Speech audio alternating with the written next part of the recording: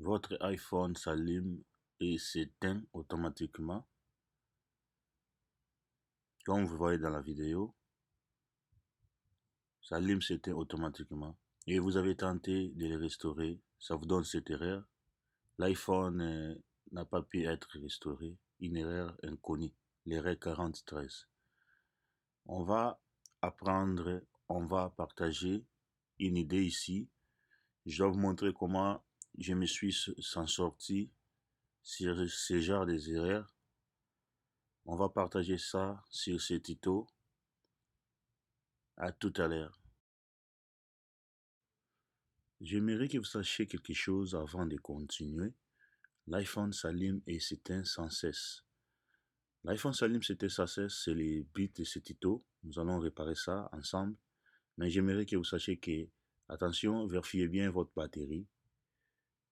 Ça peut être aussi la batterie qui est endommagée. La batterie peut être aussi à l'origine de ces problèmes. Mais pour savoir que c'est la batterie, vous allez remarquer une chose. Ça ne va pas s'allumer seul, sans une source externe.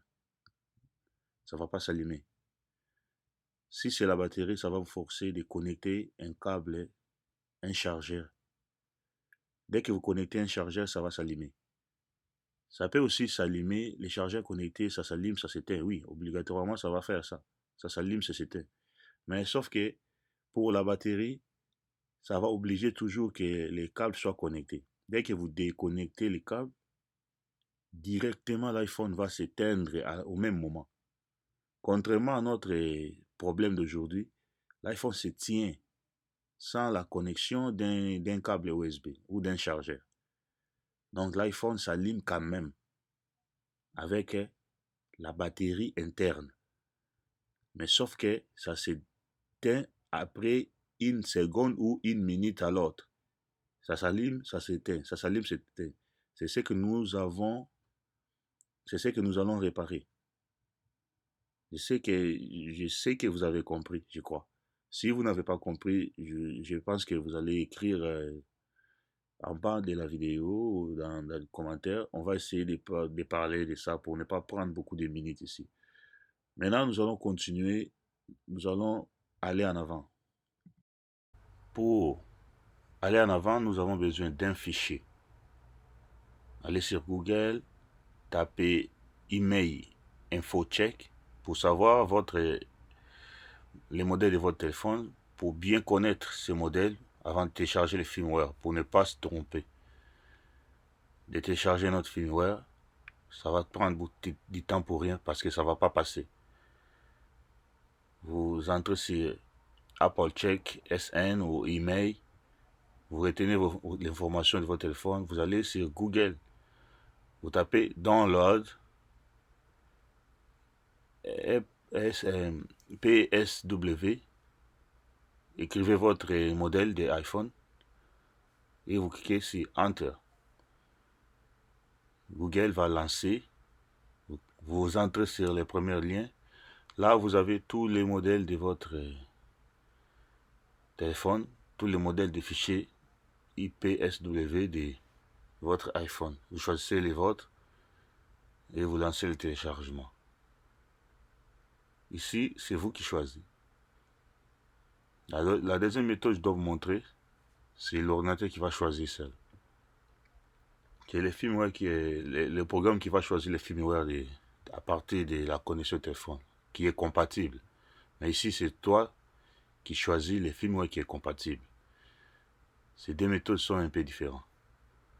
Dès que le fichier sera téléchargé, pour connecter ou pour continuer, sur ces méthodes, je parle. Vous cliquez sur Alt pour ceux qui ont des iPhones. Pardon, pour ceux qui utilisent des MacBooks. Mais pour ceux qui utilisent des Windows, vous cliquez sur Shift sans lâcher et vous cliquez sur Restaurer ou actualiser, selon votre choix. Pour Mac, vous cliquez sur Alt ou Option. Ça va vous aider à ouvrir une fenêtre. Cette fenêtre qui va vous aider à rediriger. Vous allez jusqu'à aller chercher où est stocké votre fichiers. C'est ça.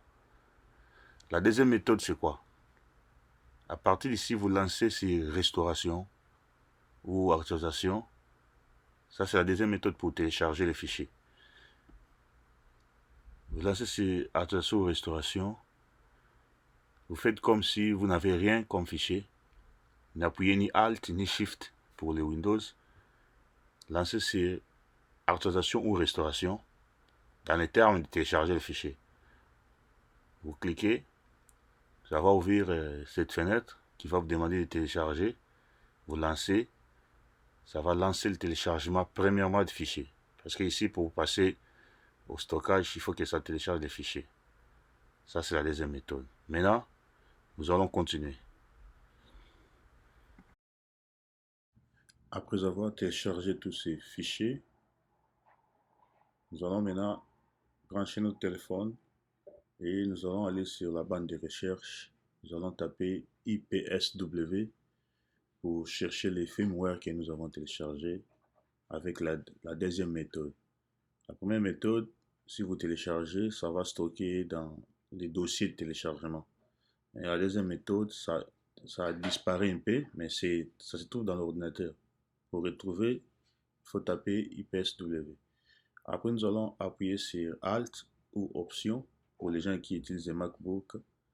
Pour Windows, vous pouvez appuyer sur Shift. Après, vous cherchez les fichiers, vous lancez les restaurations. Ici, nous allons lancer les restaurations pour voir ce que ça va donner. L'iPhone s'éteint et se rallume. À ce moment, il faut que les fichiers entrent. Donc, il faut que l'ordinateur commence à charger les fichiers. Mais regarde ce que ça va se faire. Le téléphone s'éteint. C'est une mauvaise idée. C'est une mauvaise chose. Parce que lorsque le téléphone s'éteint à ce moment, c'est qu'il y a quelque chose qui ne marche pas. Nous allons essayer de trouver qu'est-ce qui fait que les problèmes ou qu'est-ce qui fait que l'installation ne passe pas. Nous avons trouvé l'erreur 4013 ou 4013. On a fait des recherches, cette erreur est purement, ça vient directement de quelque chose qui est hardware. Un composant qui est endommagé, qui empêche la restauration. Moi, j'ai déjà fait mes exercices et j'ai trouvé quelque chose que je dois vous montrer tout à l'heure à l'intérieur. Ouvrez votre téléphone et regardez bien ce qui provoque cette erreur. C'est cette câble. Cette câble en question, ça demande beaucoup de choses. Les speakers, il y a les sensors, il y a beaucoup de choses qui sont dedans. Quand j'ai déconnecté cette câble, j'ai essayé de restaurer, ça a passé. Vous allez voir tout à l'heure comment j'ai fait. Nous allons déconnecter cette câble-là ensemble avec vous. Premièrement, nous allons commencer par déconnecter la câble de la batterie pour ne pas commettre des erreurs là-bas, des coups-circuits quelque part. Je dois vous montrer comment enlever votre câble de la batterie en toute sécurité. Le câble de la batterie, ça se trouve là où je pointe la tournevis. Nous allons déconnecter ça pour éteindre aussi les téléphones, déconnecter les câbles. Et après, nous allons déconnecter les câbles que je vous ai montré. Ça là. Nous allons enlever ça. Nous allons déconnecter et ensuite nous reconnectons les câbles de la batterie. Assurez-vous de bien déconnecter ce câble là qui amène les courants vers l'haut-parleur, les sensors, les micros qui sont devant là. Nous allons connecter le câble de la batterie que nous avons déjà fait. Maintenant, nous allons tenter de restaurer à nouveau. Branchez votre câble USB. Nous allons essayer de restaurer à nouveau pour voir si ça va passer. Le téléphone est connecté. Allez, Alt, choisissez les fichiers comme nous avons fait tout à l'heure. On va voir si les restaurations vont passer. Le téléphone s'éteint. Et à cette étape, il faut que le téléphone reçoive les fichiers. C'est la première bonne nouvelle. Là, ça se voit déjà. La restauration est en marche. Nous allons entendre jusqu'à la fin pour voir si ça va donner quelque chose. Oui, ça va donner quelque chose parce que j'avais déjà essayé en plusieurs fois. C'est un des moyens qui peut vous aider comment réparer l'erreur 4013. La restauration est bel et bien finie. Le téléphone va se synchroniser ou va installer les firmware. Le téléphone est allumé, la restauration est passée. Qu'est-ce que j'ai fait? Moi, j'avais acheté ces câbles-là, ça se vend moins cher. Vous pouvez acheter dans des plateformes de vente en ligne. Moi, j'avais acheté, il y a plusieurs cas que j'ai réparés comme ça. J'ai tenté aussi de réparer les câbles, j'ai nettoyé. Je crois on va se séparer ici. Si vous avez aimé ce tuto, n'hésitez pas à cliquer sur like. Si vous avez des questions concernant la suite, comment j'ai pu faire pour acheter les câbles, commentez et écrivez en bas, je dois vous guider. Je m'arrête ici pour ne pas prendre beaucoup de minutes.